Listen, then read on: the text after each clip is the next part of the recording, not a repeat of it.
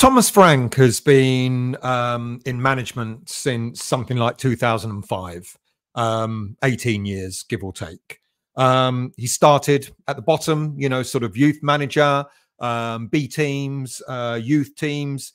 He managed the Danish youth teams, sort of under 18s, under 19s for a number of years. And then he moved to manage Brøndby for a couple of years. And then he came to Brentford in around about 2016, where he spent a couple of years as assistant manager. And he's been their manager since 2018. So in essence, he's been a Premier League manager for 5 years, give or take. And he's been given a contract to manage that team until 2027.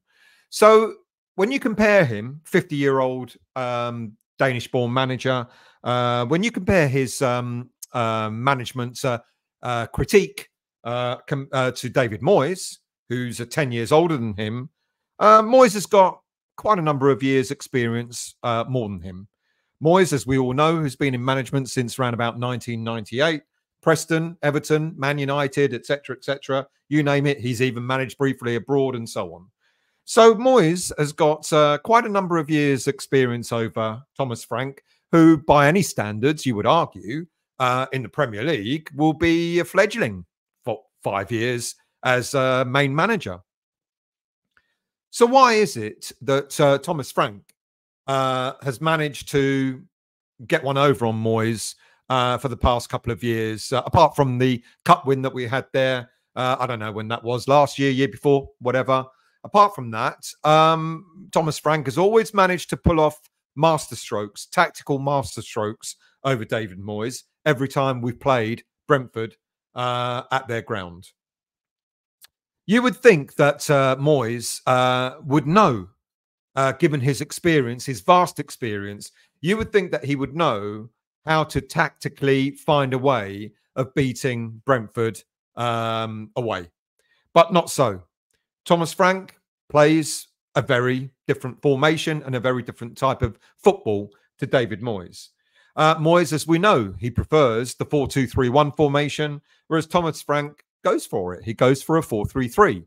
But not only that, when Thomas Frank believes that things aren't going his way in a game, he'll change things. He'll change things tactically to be on the front foot. And that's what happened when West Ham United visited Brentford on Saturday. For the first, I don't know, half an hour, 20 minutes or so, we kind of all right. We were doing all right. In fact, to be quite honest with you, when it got to half time and we were winning 2-1, I couldn't really see us losing. But I thought maybe Brentford might have had another goal in them. So I kind of thought maybe this is going to go to a draw. Because before half-time, Brentford had something like 3 opportunities to score. They missed all 3, and I think we rode our luck. But then when Brentford, or when Thomas Frank realised when half-time came that he wasn't going to be able to play through West Ham United, he decided to change tactics.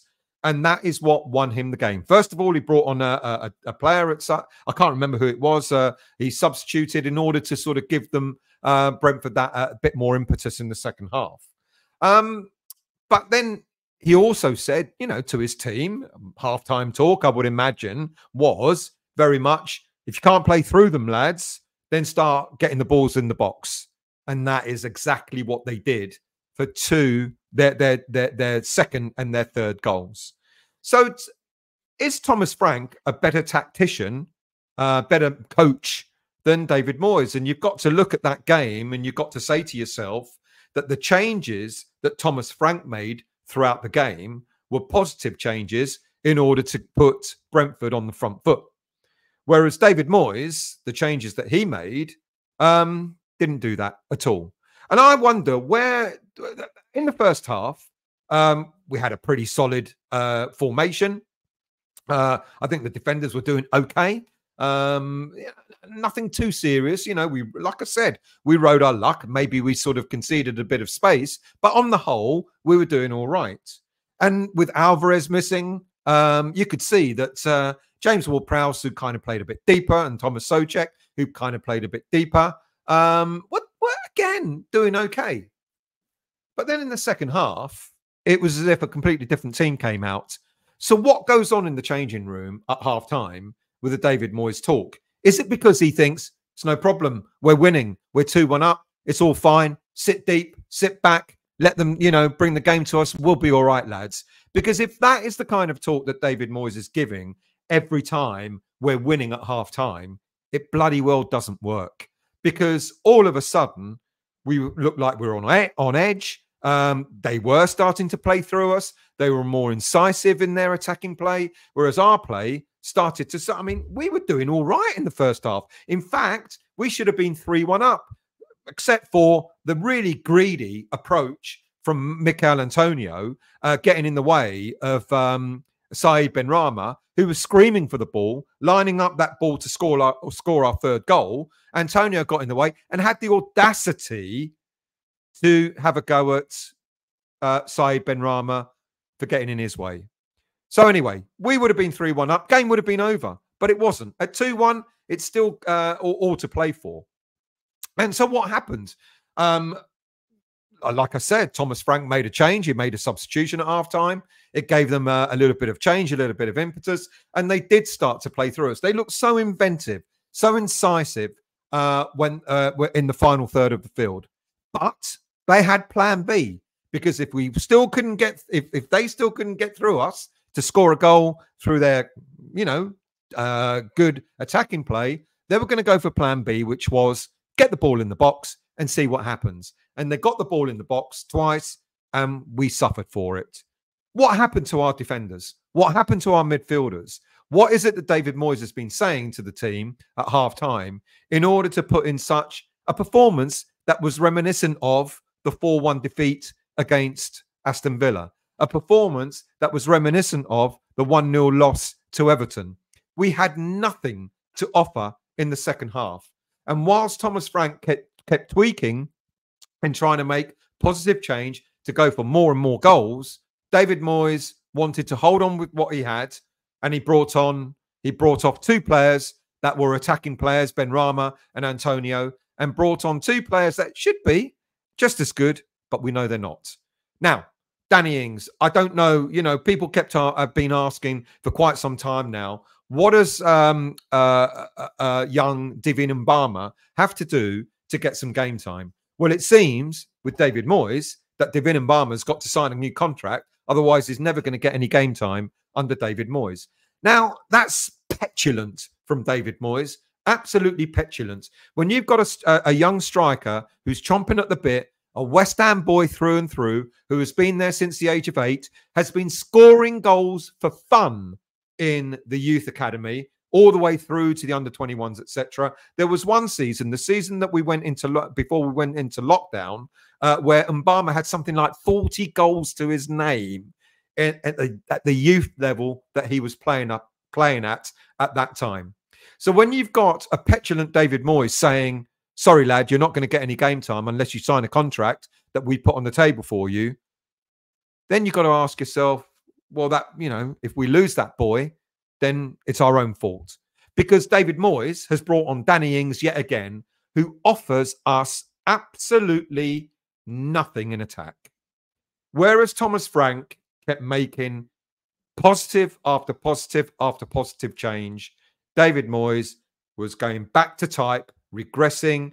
Look, I won't lie to you. I don't think Antonio did much good in the game today. Antonio was back to his, mediocre best at best. But Danny Ings coming on was actually a worse move than Antonio. You've got Maxwell Cornet on the bench, a player that's got pace, a player that has played up front and scored 10 goals for Burnley in the season that they were really poor and were relegated. So we know that Maxwell Cornet can do it, but yet no, Moyes is going to go for Danny Ings. He's not going to go for Mbama. All right, let's say for argument's sake, Mbama is, he's young, sort of not experienced enough. No problem at all. Then go for Maxwell Cornet. No, Moyes wasn't going to put Maxwell Cornet on either. He went for Danny Ings. The broken trick, that it just hasn't worked. I can't remember the last time he scored. It was sometime way back last season when he just joined us. He hasn't scored any goals. Oh, I think he got one in the Europa Conference League last season, but that's been about it. So why are you continuing to do the same thing that just doesn't work over and over again? It's interesting because someone said, in fact, I feel sorry for Danny Ings because he's being put in that position where we know he's going to fail. I mean, if Danny Ings all of a sudden started getting his goal-scoring boots on like he has done for previous clubs, Liverpool, Aston Villa, etc., no one would worry. But that we know that that's not going to happen. So we've got a situation where you're looking at a manager who's been a Premier League manager for about 5 years. All right, you want to add the 2 years that he was assistant manager at Brentford? Fair enough, add those 2 years. So you've got a Premier League manager that's been you've got a manager that's been in the Premier League for 7 years in total against a manager that has managed Everton, Man United, etc. for a number of years. And David Moyes has been outthought, outclassed, outmaneuvered by a younger manager, a more fledgling manager in the Premier League. It's frustrating. And we don't know just how much longer this is likely to go on for. Now, I don't normally, I've had a bit of time to think about, I did my review when I came out of the stadium, and I said I'll maybe gather my thoughts and maybe come back again. But I'm not usually the type that would sort of come back and be angrier, angrier than I was after I left the stadium. Normally, as you know, for people that watch my channel on a regular basis, I get, I calm down and I sort of think about things and I try and look for the positives and try and sort of move forward and say, well, no problem at all. We've got some things to, that we can hang on, that we had in the game, but I can't see anything in that second half performance that I was hanging on to. David Moyes made us weaker. Look, Pablo Fornals, let's talk about him for a second. I don't blame Fornals for downing tools. He's moving on. He's psychologically, mentally moved on from West Ham United, because he knows he's not going to get a new contract. He probably doesn't want a new contract at the end of this season. His contract runs out and he's probably already mentally switched off. He's probably already thinking of what team he's going to go to on a free transfer in the summer if he's not sold in January, and thinking about where he's going to move his young family to, etc., etc. So I don't blame Pablo Fornals for coming on and not looking like the sort of player that we knew he could be of a couple of seasons ago. I'm not blaming Danny Ings for coming on because his knees have gone, his legs have gone. He doesn't have that vigor anymore to be a top-notch Premier League goal scorer. I don't blame him. I blame David Moyes for giving them, for putting them in the situation that they're going to fail. Moyes has got other options that he must, for God's sake and reason, not want, doesn't like using. He's got Mumbama. I don't give a damn if the young lad has got only a few months left on his contract and his agents want a better deal. I know all the stories that are being bandied around that his agents want Mumbama to have a Premier League contract, 50 grand a week, or whatever it might be. I don't believe that for a second. I do believe that they want a good deal for their talented youngster, but I'm sure there's a reasonable deal that's on the table that can be negotiated. But for Moyes to do the same to Mumbama as he's done with other young players like Harrison Ashby that I've mentioned before. Harrison Ashby wasn't given game time because he refused to sign a contract. You see that merry-go-round. I'm not getting game time, boss, so I don't want to sign a contract. You're not going to get game time until you sign the contract. For goodness sake. David Mbama is one of the players that I haven't cared much about previous young players who have left West Ham United, like Ngakia, like Sonny Perkins and players like that. I was a little bit perturbed about Pierre Ekwa and for Ajibola Alese that went to Sunderland and are doing reasonably well. I was a little bit perturbed by that. Don't care much about Sonny Perkins because I said I don't care about Perkins because Mumbama is a better striker. But I will be one of many thousands of fans if we lose Mbama, I will be absolutely livid with that, because Moyes hasn't been playing the young player because of his petulance, because the young player hasn't signed a new contract. You've got a young player, 18, what is Mbama now? I think he's 18 and maybe 19 years of age, at the start of his career, chomping at the bit, a West Ham boy through and through, has been at West Ham United since the age of 8. Look at when he was absolutely overjoyed when he scored his first West Ham goal for West Ham last season. He will be chomping at the bit to prove that he wants to become a regular West Ham United player. But Moyes is limiting him. Well, not limiting, he's stopping him completely.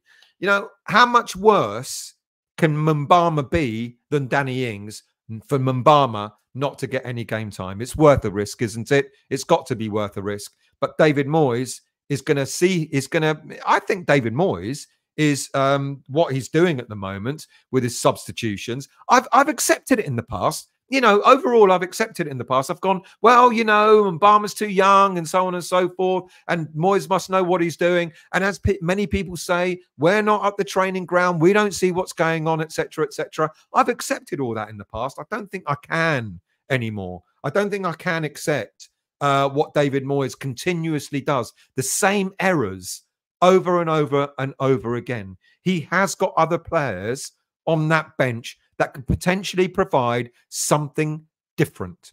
Maxwell Cornet, David Mbama are two such players. Look, we're going to have players back for the next game, you know, Olympiacos and Nottingham Forest, etc. Paquetá will be back and Alvarez will be back from their suspensions. So Moyes will have more options. And unfortunately, the likes of Cornet and Mbama will get less options. But when it comes to the point where all of a sudden you're seeing Danny Ings constantly being used, Pablo Fornals constantly being used, when Moyes does have other options, it becomes really, really frustrating. Imagine what Thomas Frank would do with the transfer kitty that a team like West Ham United have. He's done absolute wonders for Brentford over the past 5 years.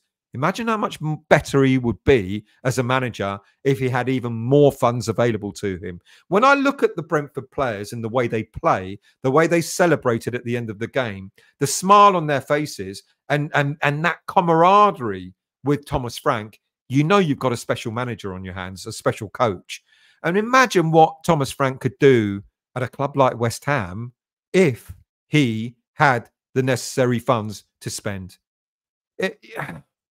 I've backed, you know what I've been like, people. I've backed David Moyes for an awful long time. I've been, you know, behind him. He brought us a trophy. I've said it many times. Finished 6th, finished 7th, etc. We had a blip in the league. But look at the way we're going at the moment. I said earlier in the show, in the previous show, in the review, that it was 4 Premier League defeats on the trot. I was wrong. It's 3 Premier League defeats on the trot. But we do look like, you know, with the defeat against Olympiacos as well. All right, we had an excellent win against Arsenal. What happened between the Arsenal game and this game today? What's the difference? The players more or less are the same, apart from Paquetá and from Alvarez. But we knew James Ward-Prowse would come in for Alvarez. We knew that. And James Ward-Prowse has been pretty decent for us so far this season. We knew that Antonio was going to come in. Maybe, just maybe, if Moyes had the courage of his convictions, he would have kept the front line more or less the same as what he had. All right, there would have, you know, would you have played Benrahma? Yeah, I think Benrahma had a half-decent game on Wednesday night. And in fact, I don't think Benrahma should have been taken off against Brentford either, to be quite honest with you. So I would have kept Bowen up front and Kudish out on the right and Benrahma out on the left. And then why not, even though his mind's not there, why not put Cornet just behind Bowen, or put Cornet up front and put Bowen behind him? You know, if you're not convinced that other players are going to do it, you know. But the fact that he brought Antonio back, it was obvious. We all knew that Antonio was going to be straight back in the team. Antonio offered nothing, and Danny Ings, when he came on for Antonio, offered even less. And it's frustrating. The tactics are not difficult, people. You know, I know being a manager is a hard task, etc. But when you're making the same mistake over and over and over again, you have to think to yourself, maybe there's an alternative. Maybe there's something different that I can do. When I look at the freshness of Thomas Frank, a manager who's been managing the Premier League for 5 years, and then I look at the likes of David Moyes, who's been a manager for God knows how many years in the Premier League, and a manager since 1998 with Preston, etc. You know, there's a world of difference. You know, and I've not been up until this point really sort of anti Moyes. I've always teetered. You know, I've been very much for him and saying, see what he's done. And then I even said, reset the clock. You know, we've won a trophy. We started the season off really well. The clock has been reset. We can move forward. But the games, the performances that we put in against the likes of Aston Villa, against the likes of Brentford today, you know, you look at those performances, you've got to say to yourself, surely David Moyes must he himself realise that he cannot keep making the same mistake over and over again. Imagine what West Ham United might be like if Thomas Frank was manager.